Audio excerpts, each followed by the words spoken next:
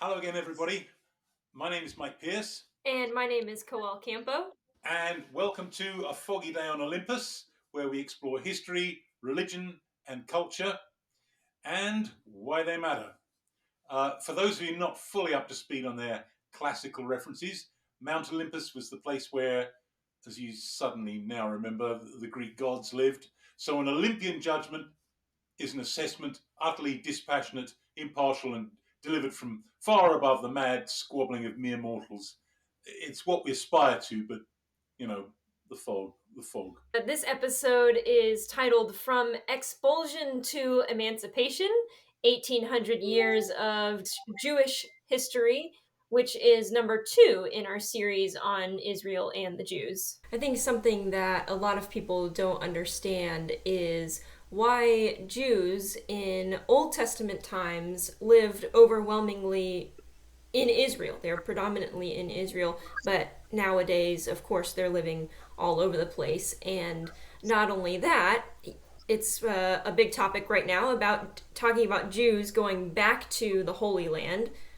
How come they ever left? What happened? Why aren't they still there? And yeah, maybe you can tell us.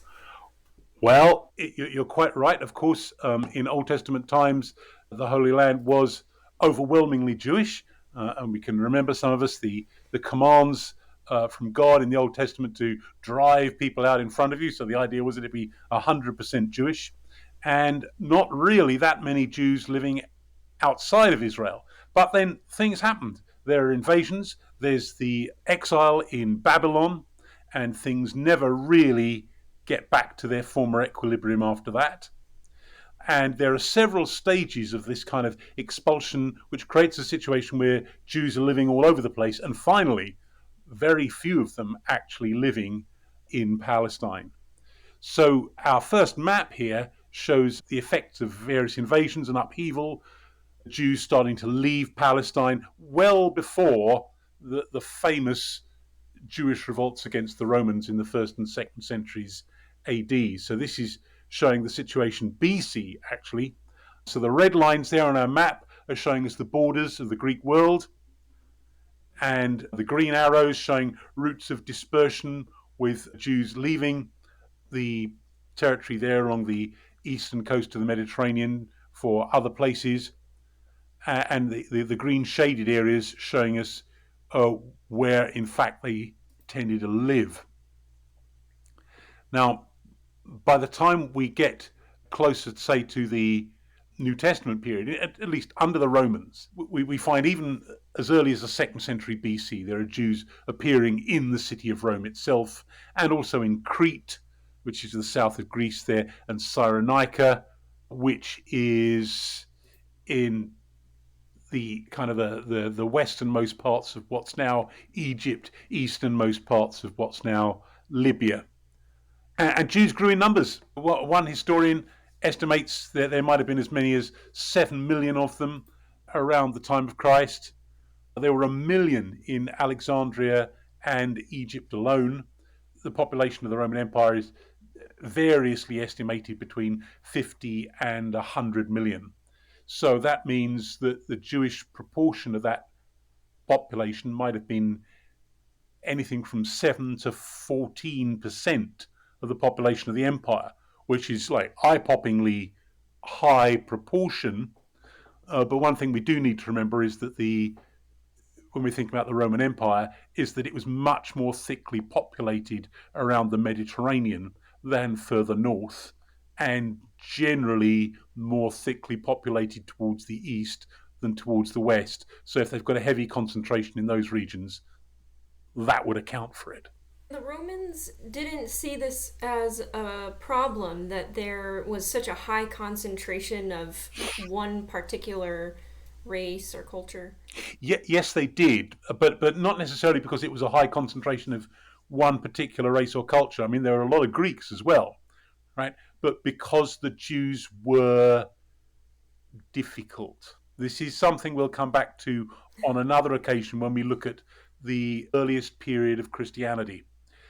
The Romans did find the Jews problematic, and there was anti Semitism during that period as well. Partly it was because the Jews had a very distinctive way of life, that inside Palestine there were plenty of people wanting to throw them out, although of course they couldn't do it because they were just small compared to the vast empire. In the diaspora, they kept themselves apart from the rest of the population. They dressed differently, lived differently, didn't mix in keeping with their own religious traditions. And this, a lot of ordinary people sometimes found irritating. The Romans found it particularly difficult, partly for religious reasons. They demanded that everybody sacrifice to the Roman gods, and the Jews wouldn't do it. So Right. what the Romans did, in fact, was to come to a sort of compromise, give them a special exemption. But relations were always kind of prickly.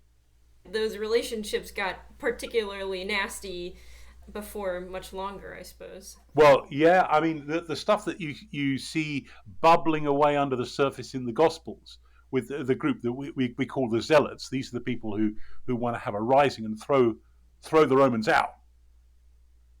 They actually get what they want in 66 AD, and there's the first of these gruesome Jewish wars, which, to start off with, is successful. They overwhelm the local Roman forces, but of course the Romans can bring massive armies to bear if you give them enough time from right across the empire, which they do. So the revolt from 66 to 73 AD leads to huge loss of life, and in AD 70, famously, the destruction of the Second Temple. And after it, many Jews leave the country. So that would have happened after the time of Jesus. Yes. And the Jews would have been expecting the Messiah, who they thought was going to be Jesus. They were expecting a military leader, somebody that was going to free them from Rome. And so they didn't. If you read the Gospels, that's not what they got from Jesus. Right. So there would still be this kind of, okay, well, when are we going to get rid of Rome? I mean, I think it would be a misreading of the Gospels to say that the vast bulk of Jews thought that Jesus was that Messiah. But there are a lot of people who are kind of sizing him up and thinking, is he? Isn't he? Maybe he's what we want.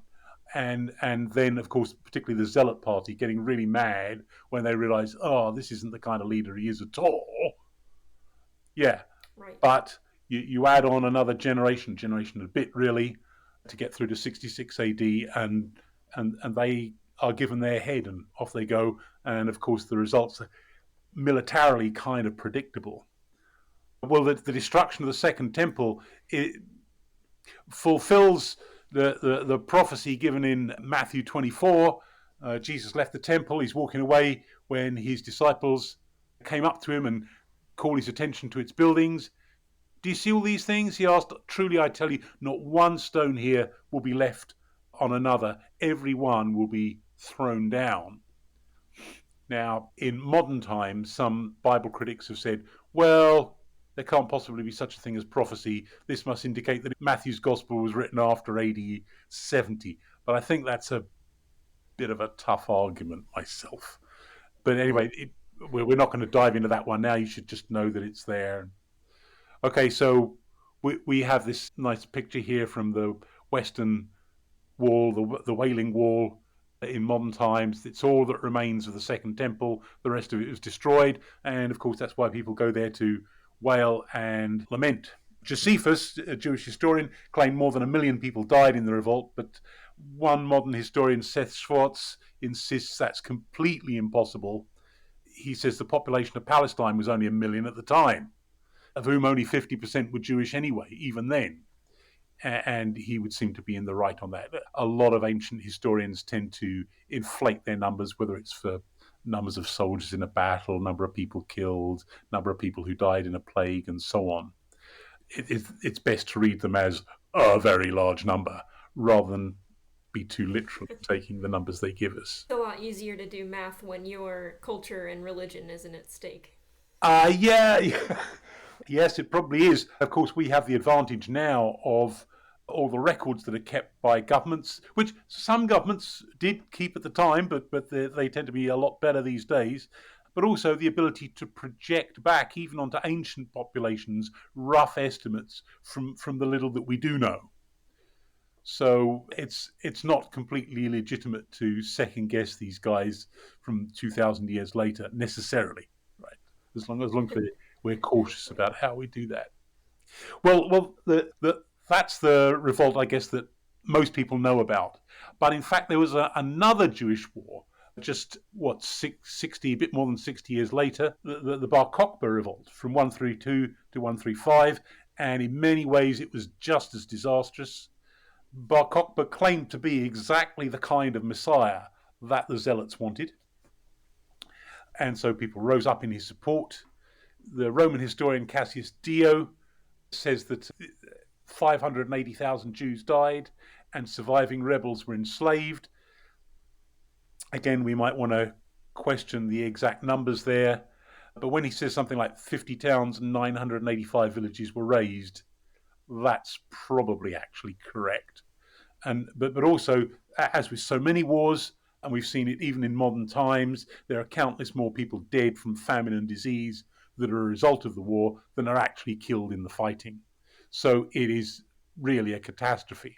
And if we look at our next map here, the further diaspora, we see that following these Jewish revolts, Palestine was largely, not completely, emptied out of Jews, and Jews now start appearing in parts of Western Europe.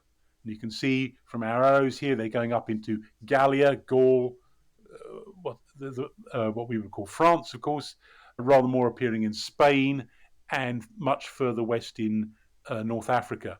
By the way, note there the use of the term Africa. At the time, that referred to what we would just call Tunisia, whereas now we use Africa for the entire continent. And Mauritania, well, we've got a country called Mauritania today, and it's an awful lot further west and south than that. So these names have changed and moved around a bit over time.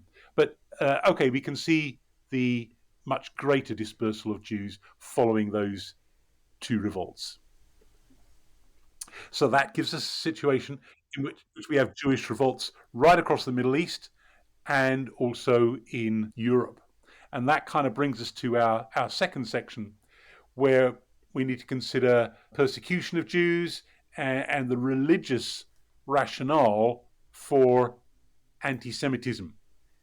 And maybe the simplest way to do this, the quickest way to do this, is to highlight 5 main points, which I've done here, the triggers for persecution. And the first one of these is collective blame of the Jews for Christ's death. We'll come to look at this in a moment. Secondly, the Crusades, which triggered pogroms, massacres of Jews in the Central Middle Ages, well, the late 11th century onwards for 200 or 300 years. Economic resentment of Jewish activity, the so-called blood libel, and finally the Black Death in the mid-14th century. So let's look at these. So the first one is the idea of collectively blaming Jews for the death of Christ. And one text very often cited to support this is Matthew 27, 23 to 25, where Pilate, not wanting to crucify Jesus, asks the mob who's baying for his blood, why, what crime has he committed? They shouted all the louder, crucify him. And when Pilate saw that he was getting nowhere, he took water and washed his hands in front of the crowd. I'm innocent of this man's blood, he said. It's your responsibility. And all the people answered, his blood is on us and on our children. Before you go on much further, I think it's important to know, obviously we've moved a lot further ahead in history, but at this point Christianity has now become the dominant religion. In most of Europe, it's the exclusive religion, with the minor exception of the Jews. And that's because now this is a subject we'll look at a lot more in future podcasts, but from the late 4th century onwards, it becomes the official religion of the late Roman Empire. And so completely contrary to what Christianity is in those first three and a bit centuries, it becomes a compulsory religion. and a way of ordering society. So it becomes almost impossible to be outside of that. And the only people who can, and even they're given a really hard time, are the Jews. Even though Christianity and Jewish history would have crossed paths in a lot of ways and share a lot of the same history, Christianity then becomes the dominant religion throughout Europe. And then Jewish people are oppressed for not being a part of it. Whereas you would think that they, would share some ties together, but they don't. Well, they've got a whole load of ties. Jesus is a Jew. All of the apostles are Jews. All of the New Testament writers are Jews, right? The whole background, everything about it. The Christian arguments are that it's Old Testament prophecy that predicts the coming of Christ, and et cetera, and on and on. Yes.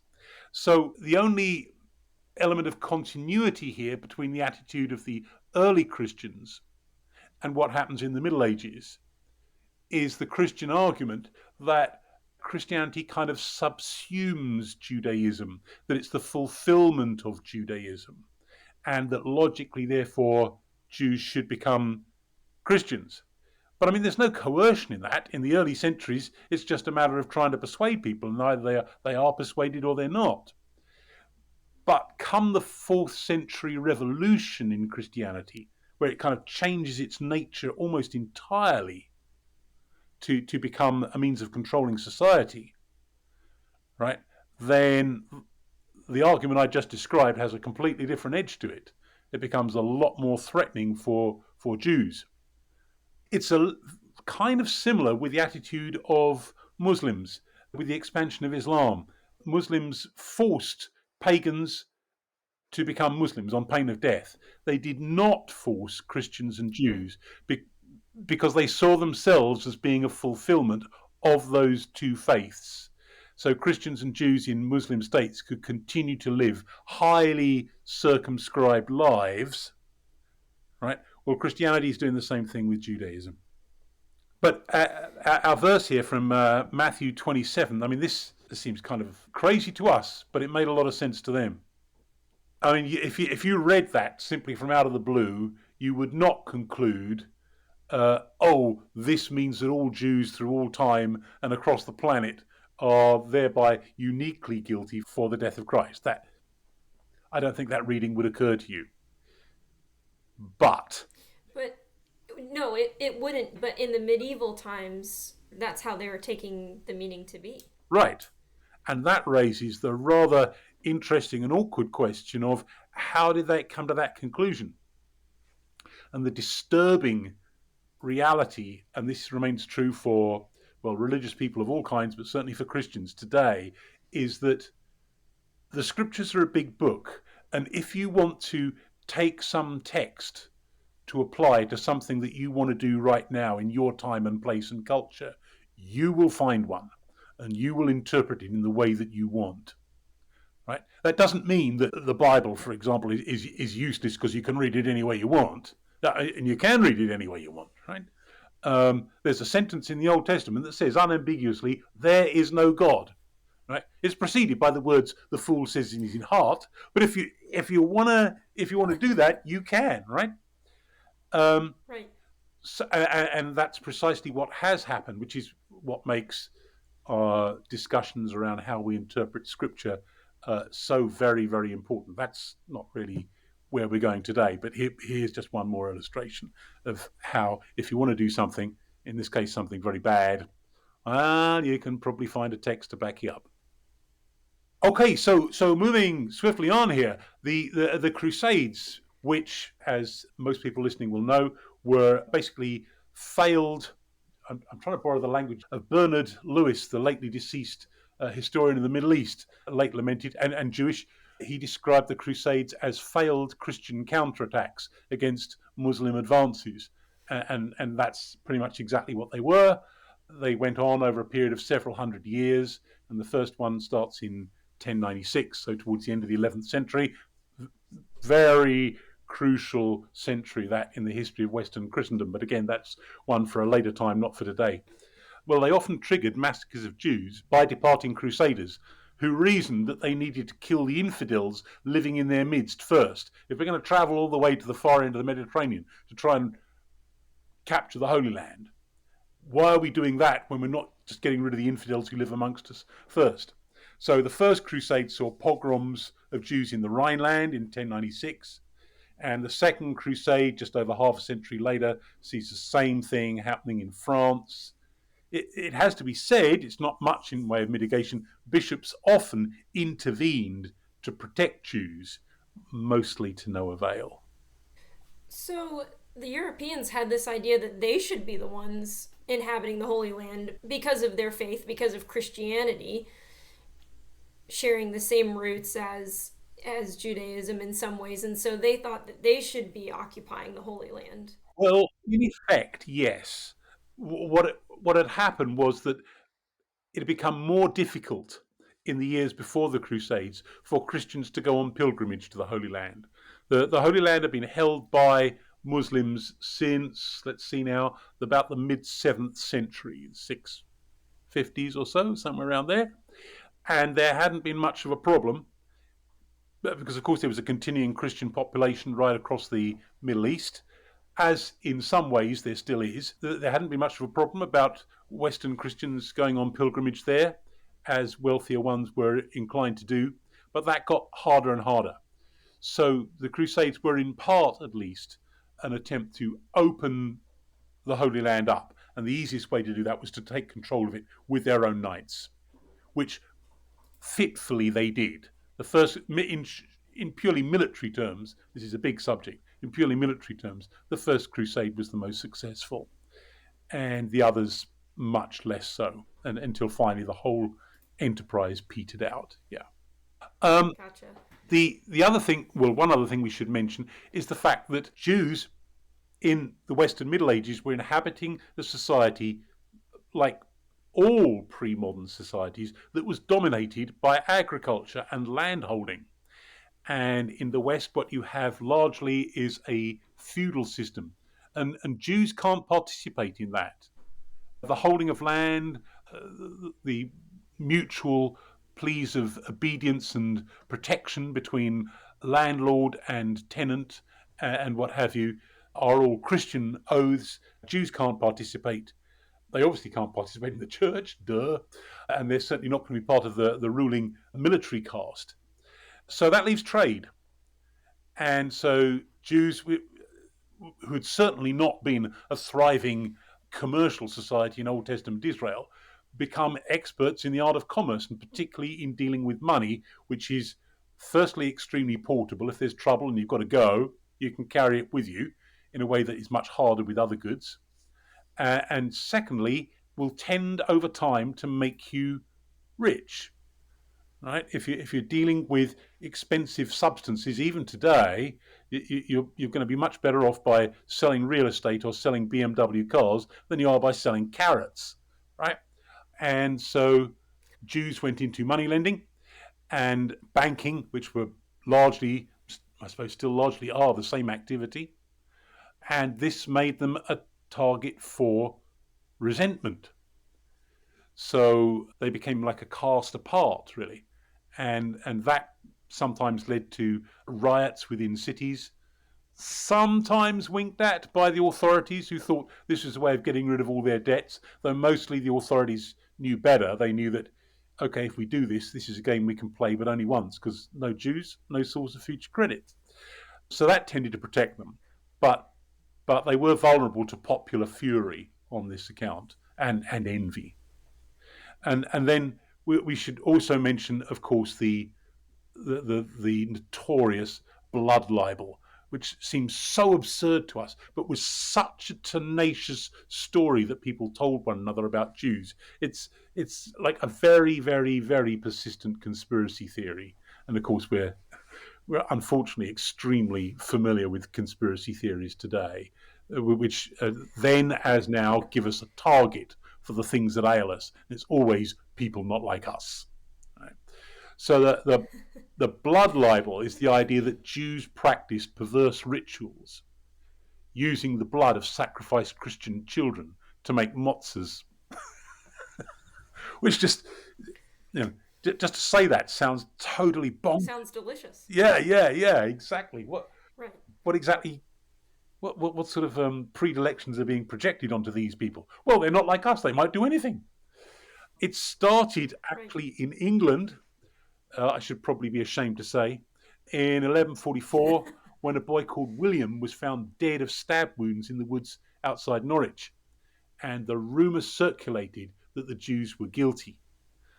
And over the next 50 years, similar stories circulated in several English towns.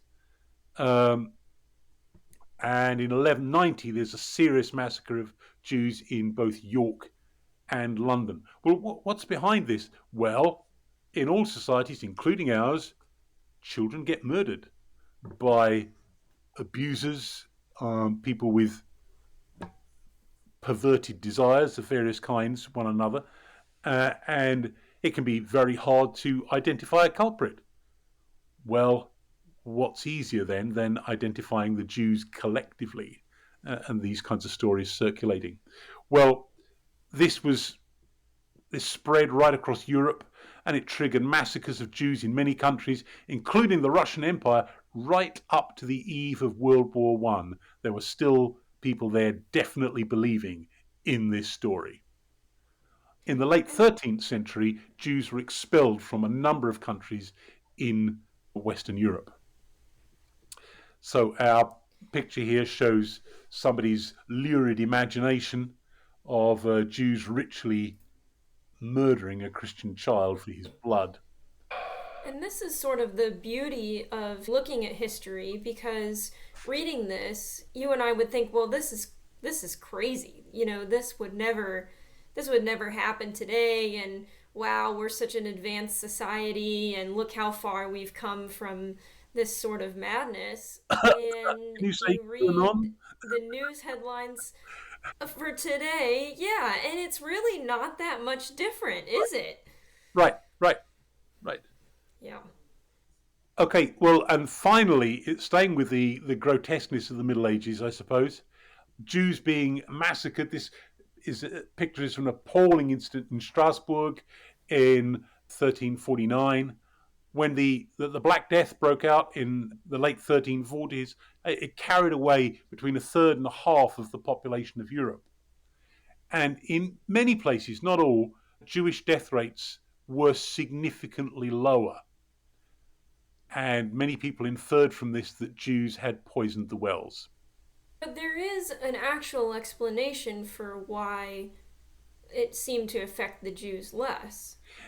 Yeah, to an extent, that in a number of towns they were physically segregated. There were already ghettos. Ghetto is a word English has borrowed from Italian, but the German word for it is Judenviertel, the Jewish quarter, right? So they were kind of physically segregated in that way. And also their standards of hygiene were notably higher because of Jewish purification rituals and so on. So, yeah, there often was, the Jews certainly were not immune, but there often was a big gap in death rates. And then people who were already ill-disposed towards them put two and two together and make about 945 or something. Yeah. Well, during this long period of time that we call the Middle Ages, roughly 1,000 years from 500 to 1500, something like that, Jews are being moved around. They're being expelled from various countries. They are assimilating at least somewhat linguistically with the people they're living amongst, and that leads to a variation in different kinds of Jews, a variation that has continued down to modern times. Now, our map here, it's a confusing map, I realise. It shows Jewish migration through the Middle Ages, so all the usual sea routes. But if there's a pattern overall, it tends to be further north and further east.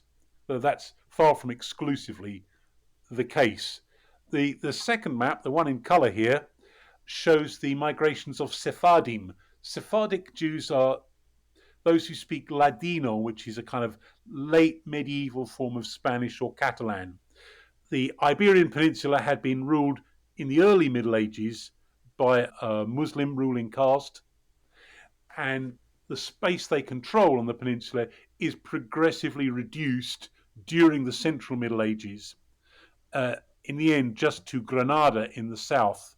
And in 1492, which is the year, of course, that Columbus sails the ocean blue, well, commissioned by Ferdinand and Isabella of Spain, well, in that same year, they extinguished the last Muslim-run stronghold in the south, Granada, and all Muslims and all Jews are required, on pain of death, to become Catholics. Now, some feign conversion, and many others actually leave. Now, you can see from the arrows here that a few follow the black arrows, go north to England, where they're not supposed to be, or northern France, or North Germany. But many more, in the red arrows, go to other parts of the Muslim-run world, and particularly to the southern Balkans, particularly to the city of Thessalonica, Thessalonica in the New Testament.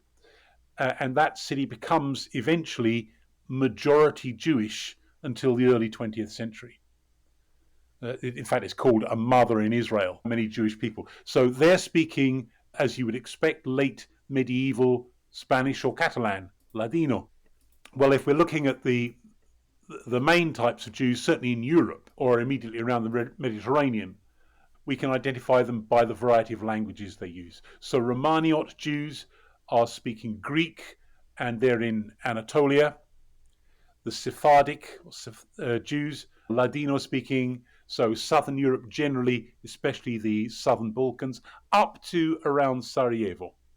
And then north of that and across northern and eastern Europe, you have the largest number of Jews, the kind that most of our viewers will be familiar with, Ashkenazim. So Ashkenazi Jews are Yiddish speaking in Central and Eastern Europe, and Yiddish is a form of German. The German word for Jew is Jude, the adjective is Jüdisch, and so Yiddish is Jüdisch, right? But these languages will have been predominantly written in Hebrew lettering, even if their content will have been, as we've just said here, either Greek or Ladino or German, something very close to German. So you mentioned that at this point Jews are moving around quite a bit. Is this where we get the expression wandering Jews from? Basically, yes. Yes. Everybody is familiar, Jews and non-Jews alike, everybody is familiar with the idea that Jews are vulnerable. The ones living near us have arrived perhaps within living memory. Everybody's aware that pressures could build up that would have the effect of kicking them out. And it also reinforces the idea amongst Jews themselves that they don't really belong to the communities amongst whom they live. So it will increase the idea of separateness. There's no hope to be expected by identifying with the wider community. So yeah, that's exactly what's happening. And you also mentioned that in Spain, either you could become a Christian or leave, which is how a lot of them, started moving further east. Would it be safe to say at this point that we start to see, or maybe even before this, we start to see a difference between a cultural Jew and a religious Jew, or somebody who's Jewish by heritage versus by religion? Not really until modern times. Being not religious it's not that it never happened, but it's a very difficult choice to make. Whether you're on the Christian side of the line, because you'd be in trouble, or if you're on the Jewish side of the line, because maybe your only community, your only protection would abandon you or disapprove of you. So it's something that a few people did tacitly, but no, it doesn't become a widespread phenomenon until the last couple of 100 years, I would say. So to be a cultural Jew and to be a religious Jew, pretty much the same thing. But as always, there are degrees of religiosity. Perhaps the easiest way to understand this is to look at the Muslim world right now. Right? There are very, very few people who would come out and say, well, I'm not really a Muslim. Right? It'd be a brave soul if you did. Right? But Yeah. nevertheless, there are gradations of piety. So, and this is also the way to think, for example, about medieval Christendom, right? nobody is going to dissent from the things that we all believe. And they probably, the way I put it is that their beliefs are no less sincere for being superficial and no less superficial for being sincere, right? So everybody will give assent to these verities, but the degree to which you actually pursue them with zeal will vary enormously from one person to another. And it will be the same in the Jewish world. And maybe that's a great way to move into our next point, which is, about Judaism and whether they were proselytizing at this point or not. Right. Well, we tend to assume nowadays that Judaism is a non-proselytizing religion, don't we? But that's because we all tend to make the mistake of assuming that the past is like the just a low-tech version of the present, right?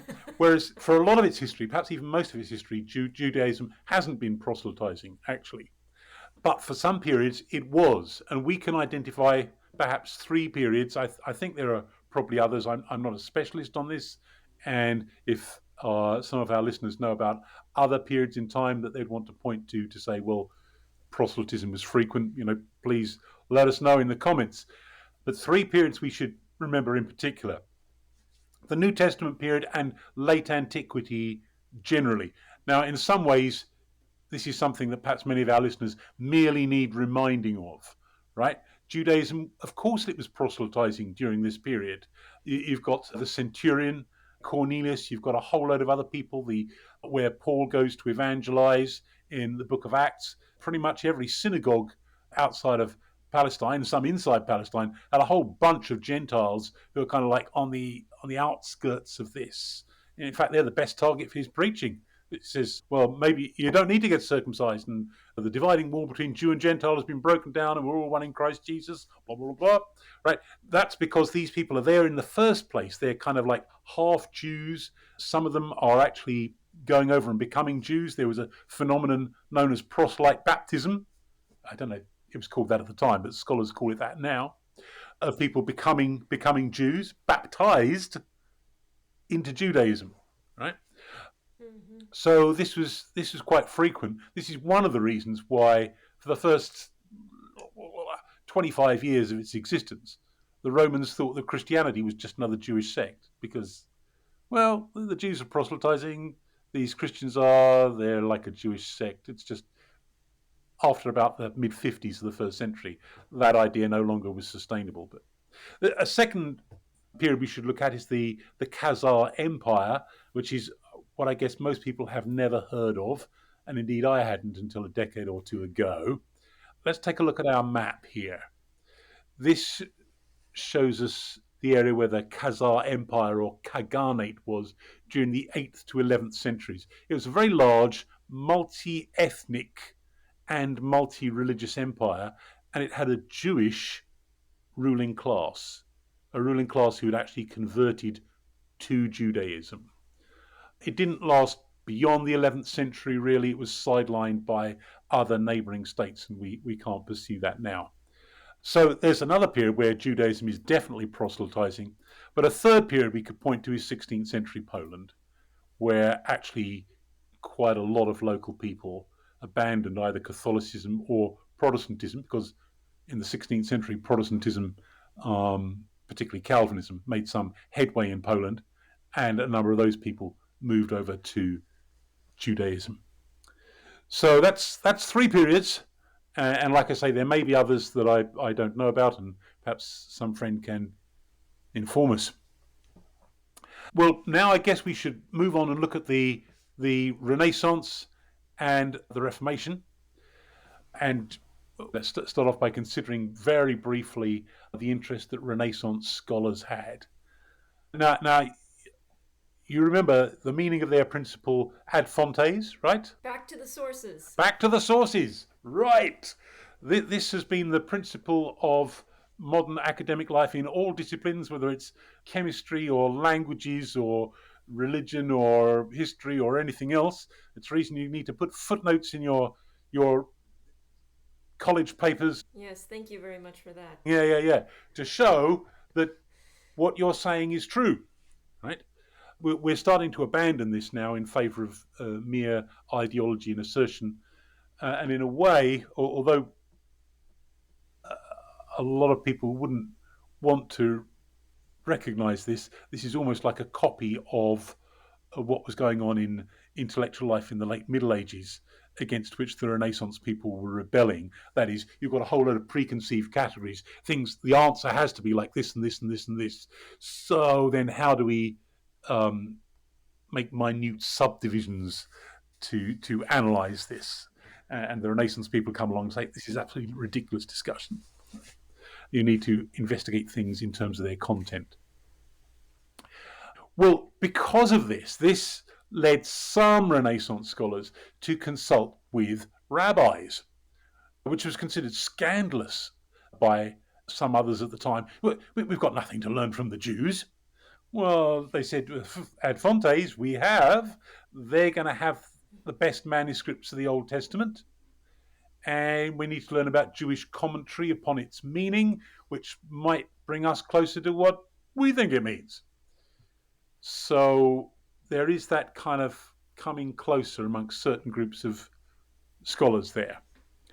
This would have been really maybe exciting for the Jews during this time. They thought, well, this is great. We're useful again. We have something of value to add. Yes.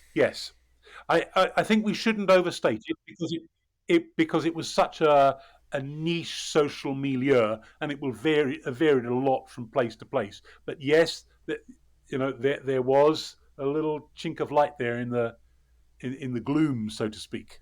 Yeah. But as we're about to find out, it didn't last very long. Well, the gloom continues. So there's this huge religious upheaval in Western Europe, the Reformation. And its chief protagonist, Luther, is certainly no friend of the Jews. Now, this is a huge subject by itself, so I'll just say very briefly now, we'll come back to him at some point in the future and consider him in a later podcast.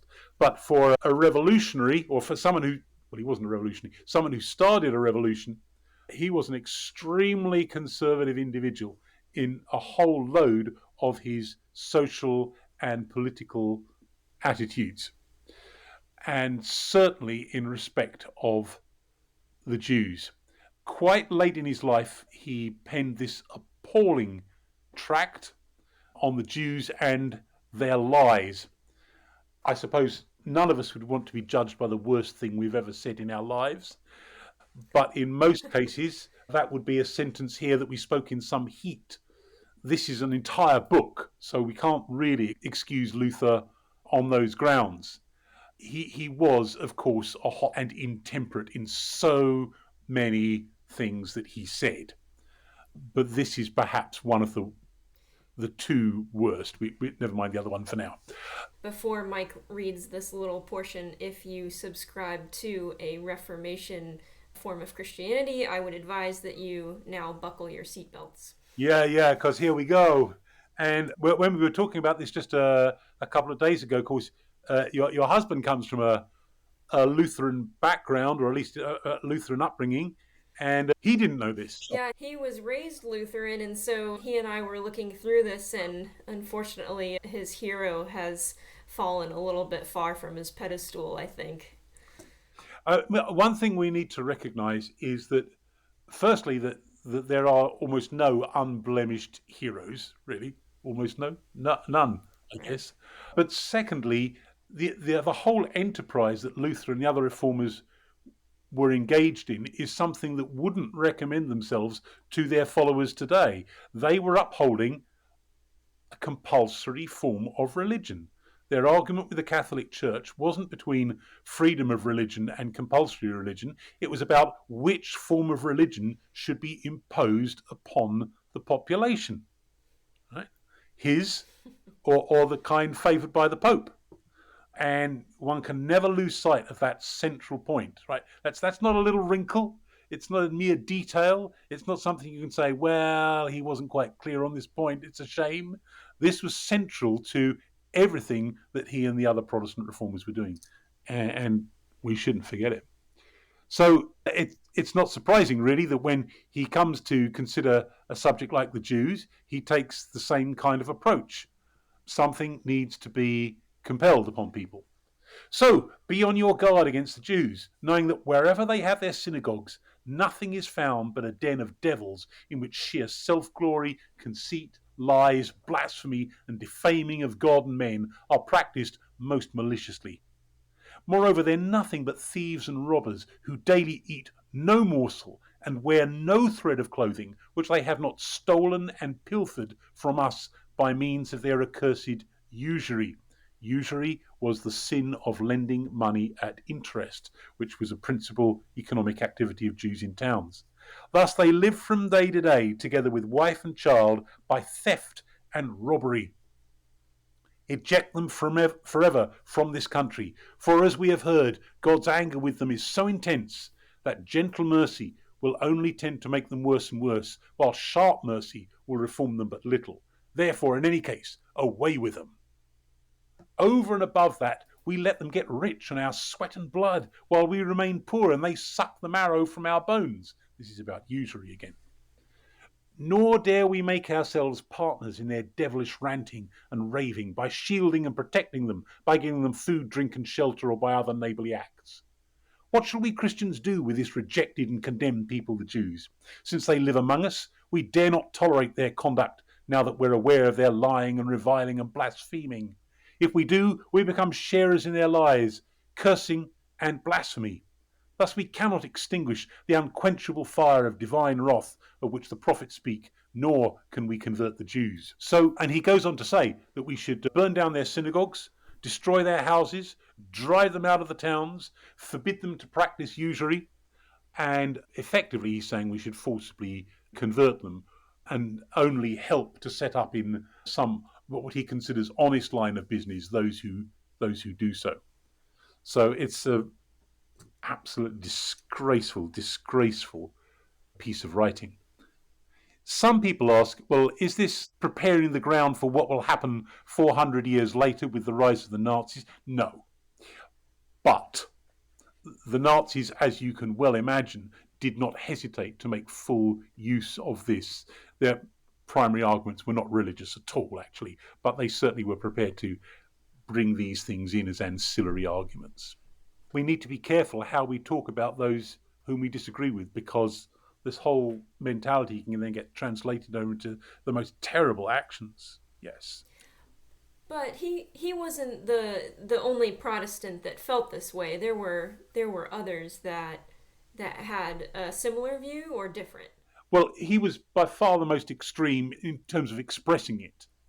Other reformers were more moderate and also didn't take such traditional views concerning usury. So, for example, Calvin found arguments to say that lending money at interest might be okay under certain circumstances, up to certain rates, but then which then puts a religious leader in the absurd position of making economic judgments. I mean, what would count as a non-exploitative rate of interest? Right.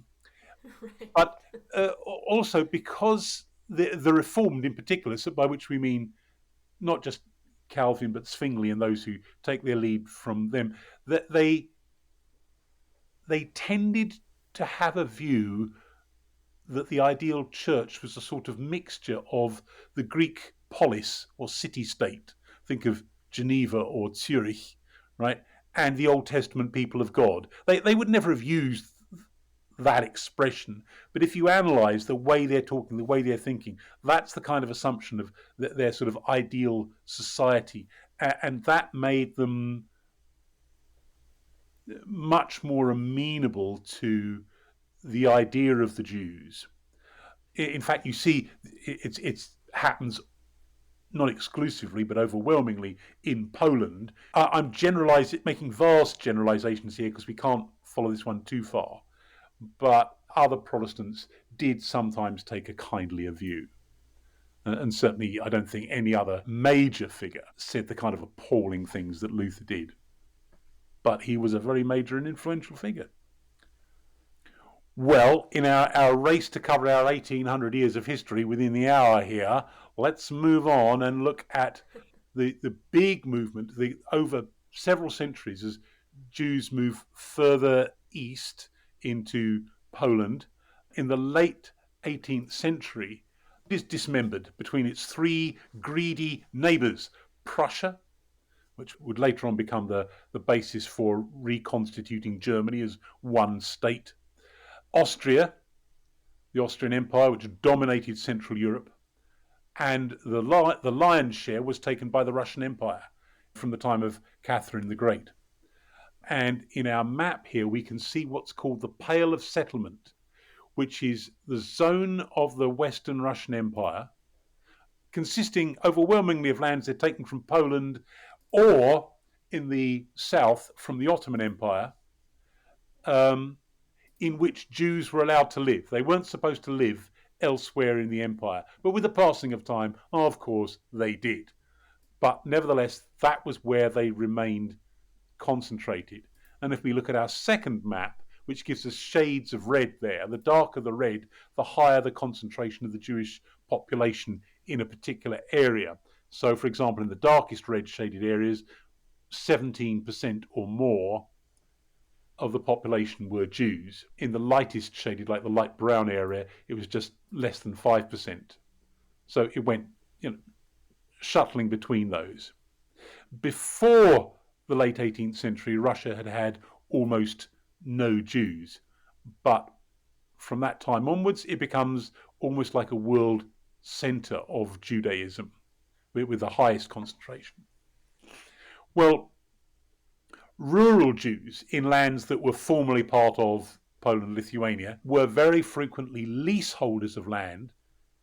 They're renting from Polish landlords the right to run farmland, mills, dairies, orchards, taverns, and so on. They are frequently tax collectors and financial agents. Liquor dealers, most taverns and pubs are run by Jews, and estate managers. So in effect, these positions make Jews middlemen between landowners and peasants, and so hated by the latter. But there's this rub that whereas before in Poland, Lithuania, Jews were pretty well protected by the nobility, the new Russian rulers didn't favour the Jews. They see themselves as protectors of the peasants, and the peasants look to the Tsar as like the little father, who is the father of his people and protects us from those who oppress us. And this sets up a very, very poisonous dynamic. So just based on the new arrangements and the conditions of what is Western Russia at the time, it's basically impossible for the Jews to not be in trouble, to be in constant friction with their neighbors. Yep, that's exactly it. Again, there's this lazy assumption that many of us make because of World War II and the terrible Nazi experience that Germany's always been like the world centre of anti-Semitism. Not true. If you can make a generalisation looking at a map of Europe as a whole, well, firstly, anti-Semitism is present everywhere. We could point to some nasty incidents even in Britain, but certainly in France, of anti-Semitism. But the Easter, the worser, right? Germany's around the middle. It's the Nazis simply take something that's there and utilize it like crazy for political ends, unfortunately all too successfully. But if you want to look at where is the heart of darkness, it's in Poland and Western Russia and Belarus and these, Western Ukraine, these kinds of areas. Yeah. But that's something that we'll look at more next time when we look at the roots of modern anti-Semitism and what we're calling enabling the Holocaust. Okay, well, just to finish, we find that from the time of the French Revolution, Jews in many places start to get legal emancipation. That is, they start to be put on the same legal basis in society as their Gentile neighbours. So before the French Revolution, only Poland had given Jews legal equality with Christians. In 1264, this is one reason why many Western European Jews had migrated to the Polish-Lithuanian Commonwealth. But in 1791, the 40,000 Jews in France were given legal emancipation in revolutionary France, which is aggressively secularist because, of course, the Catholic Church had been a prop of the pre-revolutionary French royalty. So to rebel against the king is to rebel against the Catholic Church. Very secular new regime in France, and Jews are given emancipation. And that sets up a kind of domino effect over the next few generations. Greece takes the same step when it becomes an independent state in 1830, the Netherlands in 1834, the Ottoman Empire in 1839, Britain in 1858, Italy in 1861 when it becomes a state, Austria-Hungary not long afterwards, and Russia has to wait until the Russian Revolution. Although, what does equality mean in the Bolshevik state? Oh my gosh, everybody in a terrible situation together, I guess. And you have a list of a whole load more there, particularly in the various German states through the course of the 19th century. So we're not really going to pursue that now. We're just kind of setting the scene for what we're going to look at next week, which is we're calling Enabling the Holocaust, the Roots of Modern Anti-Semitism, which is only minimally religious, not really religious at all, and it's concerning other circumstances that we're going to look at next time. We've just looked at 1,800 years of Jewish history, and all of a sudden we have emancipation for them after all of this trouble. And as you just mentioned, the Holocaust is about to happen, and so it really didn't do much for them in the long run. Yeah, I suppose, but we live history forwards, not backwards. We don't know what's going to happen next. I think if I had been a Jew in, say, Italy in the mid-19th century, I'd be pretty happy at the direction events were taking and inclined to encourage them. And certainly the 19th century sees a great flourishing in Jewish culture in Europe, and also the beginnings of an awful lot of assimilation that simply hadn't been there before. You asked earlier about the difference between a cultural Judaism and religious Judaism, and that's a distinction that's then worth making, because it's possible to kind of leave the religious roots behind and try and blend in with the wider society. But that starts to come unstuck within about 100 years, but it takes a while for that to play out. I mean, partly it's successful, and of course in some places it is successful. Look at most of Europe now, look at America now, right? Where if it wasn't for somebody's surname, a lot of the time you wouldn't know that somebody was Jewish at all, right? So it's not that the thing can't succeed, and there were a lot of hopes, but there were also some dark possibilities, and that's what we're going to be looking at next time, because they kind of that in its turn helps to lay the groundwork for the emergence of the State of Israel, which we're looking at in the rest of this series. Great. Well, I'm looking forward to it. We'll see what happens. Okay, thank you very much. See you next time. If you enjoyed this episode of A Foggy Day on Olympus, then please subscribe to our YouTube channel by pressing the black subscribe button, and or press the follow button on our Facebook page to make sure you stay up to date with all future podcasts and other events. It is free. And please, please repost this link to your social media. We're trying to get the word out, start spreading calm, rational discussions in a time of growing madness.